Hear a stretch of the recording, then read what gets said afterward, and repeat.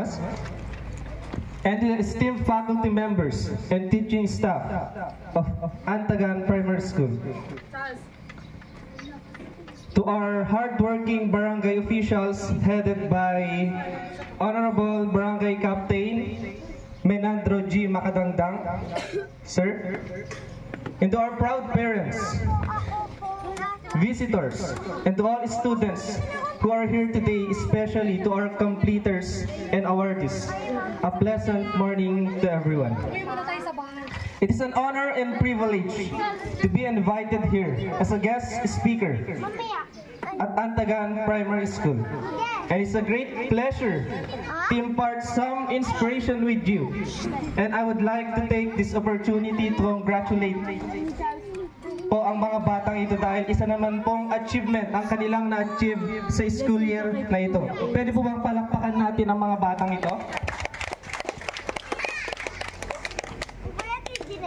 Nagsimula akong mangarap kung saan ang aking dedikasyon sa pag-aaral ay hinubog ng aking mga guro. Kaya thank you so much po sa lahat ng bumubuo ng Antagan Primary School sa inyong tulong at paghubog sa akin nung ako'y nag-aaral pa dito.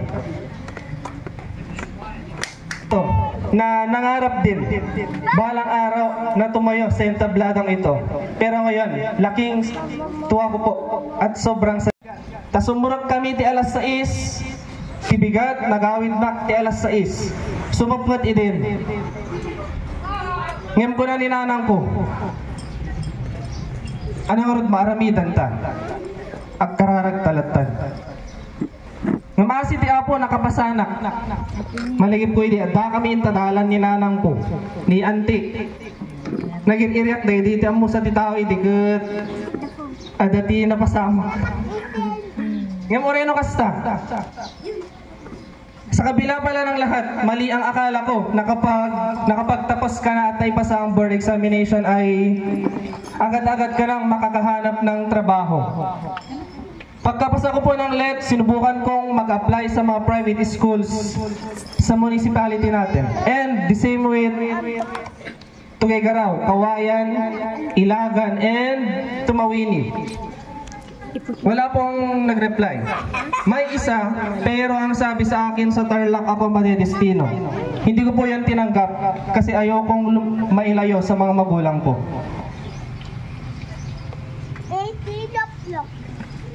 Dumating na rin po yung puntong kinukumpara ko na yung sarili ko sa iba. Dahil halos lahat ng mga kaklase ko sa college ay may trabaho na. Gusto kong madaliin ang lahat sa kagustuhan kong makatulong sa mga magulang ko. Pero hindi pala ganun ang realidad ng buhay. Isang araw bago ang aming oath-taking ceremony sa Tuguegarao ay may isa akong mensaheng natanggap mula sa former teacher ko sa Northern Isabela Academy, si Ma'am Jovel Tangonan. Ang sabi niya sa akin, "Sir, employed ka na." Hindi ko po alam ang aking i-reply. Kaya tinawagan niya ako. Nag-usap kami through messenger.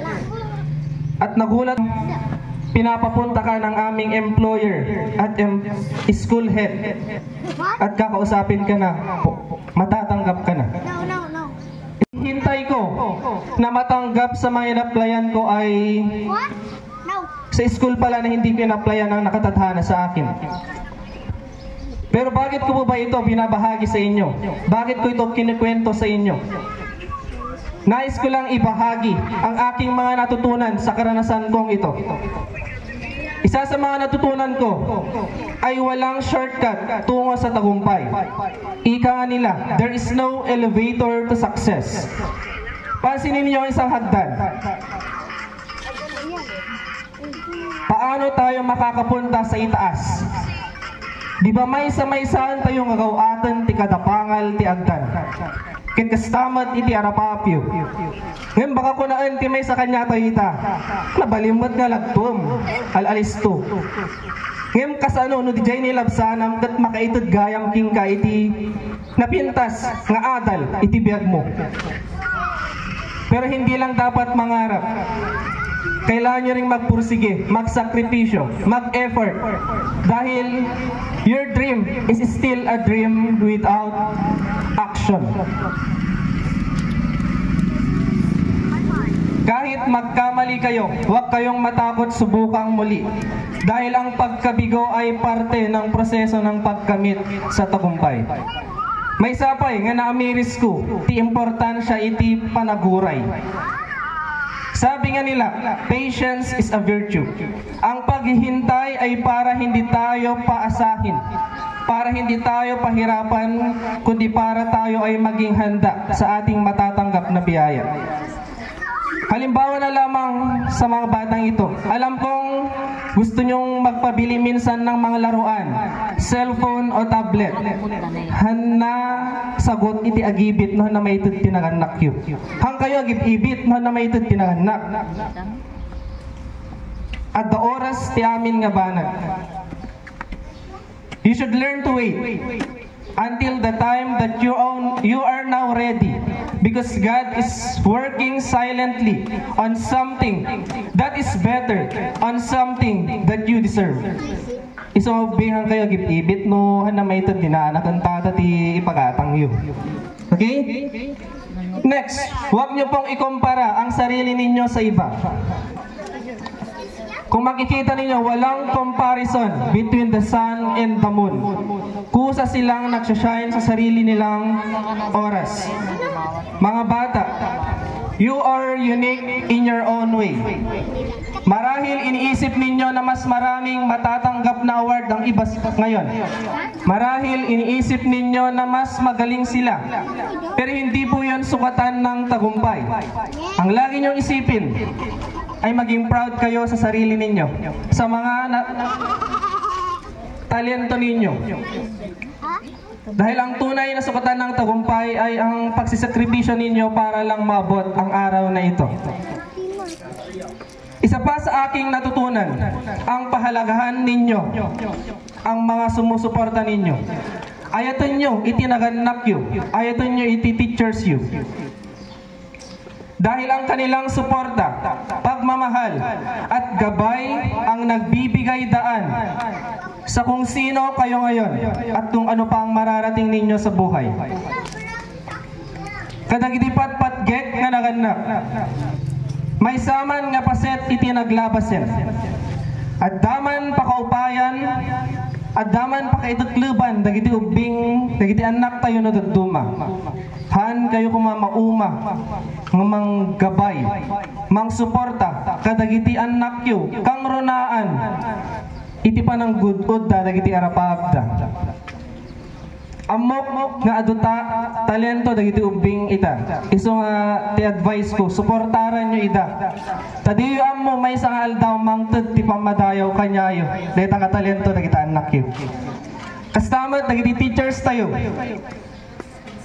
na halos araw-araw nakakasama ang mga anak ninyo.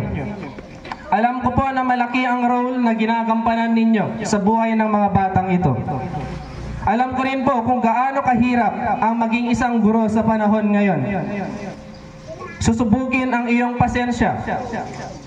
Sabi ko nga po sa nanay ko, nagrigat mo't gayam ti teacher? Mumkuna na kanyak. Anang arod, maramidan, tano isumot ti piniling makurso. Duma sumruknak na blooming, fresh. Agawin nak doon nga stress. Kaya mo rin kasta, dumamat, tikado ano bra. Papasok akong pagod, pero uuwing may sahod. Dahil kinsenas at katapusan na. Kidding aside, napaka-fulfilling na makita mo ang mga estudyanteng ito na nakikitaan mo ng pagbabago at nagtatagumpay na sa kanilang pag-aaral. Tama po ba, teachers? Fulfilling po yan. Kaya po magpasalamat tayo sa ating mga guro sa patuloy na paggabay at paghubog sa mga batang ito. Patpatgek, ngubing. Sa pagtatapos ng inyong yugto, sana patuloy kayong maging bahagi ng henerasyong ito, ang henerasyon ng pagkakaisa. Kayo ang mga bayani ng ating kinabukasan. Kaya harapin ninyo ang kinabukasan ng may tapang, pagmamalasakit sa kapwa, paniniwala sa inyo. Simula pa lamang ng mahalagang role sa ating lipunan. Believe in yourself. Agtalit kayo sa sarili nyo, agtalit kayo kiniapo. And anything will be possible. Huwag kayong matakot mangarap at huwag kayong susuko sa inyong pangarap. Sana po magsilbi itong aral sa mga araw pang darating at kagaya ng araw na nagbibigay liwanag sa mga pangarap niyong nais abutin. Once again, congratulations completers and awardees, parents, and to the teachers of Antagan Primary School. Thank you so much everyone and have a nice day. Inspiring message. May I request Barangay Captain, SPDA President, Barangay Teacher in Charge.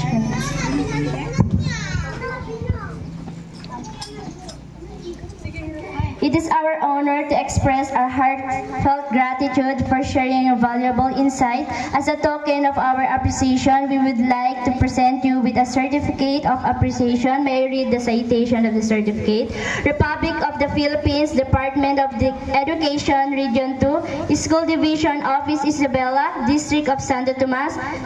This certificate is proudly presented to John Paul B. Sagayadoro, LPT, teacher of Santo Tomas Technological International School Incorporation, in grateful acknowledgement of his invaluable service rendered and noble thoughts shared as guest speaker during the 2025 Moving Up and Recognition Rites of Antagan Primary School with the theme Henerasyon ng Pagkakaisa, Kaagapay sa Bagong Pilipinas. Given this 15th day of April 2025 at Antagan Bella, signed by Teacher in Charge Gina P. Ramos.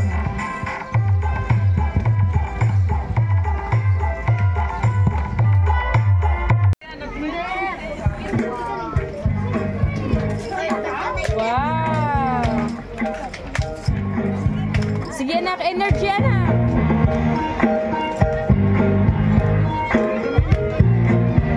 Energy anak, energy!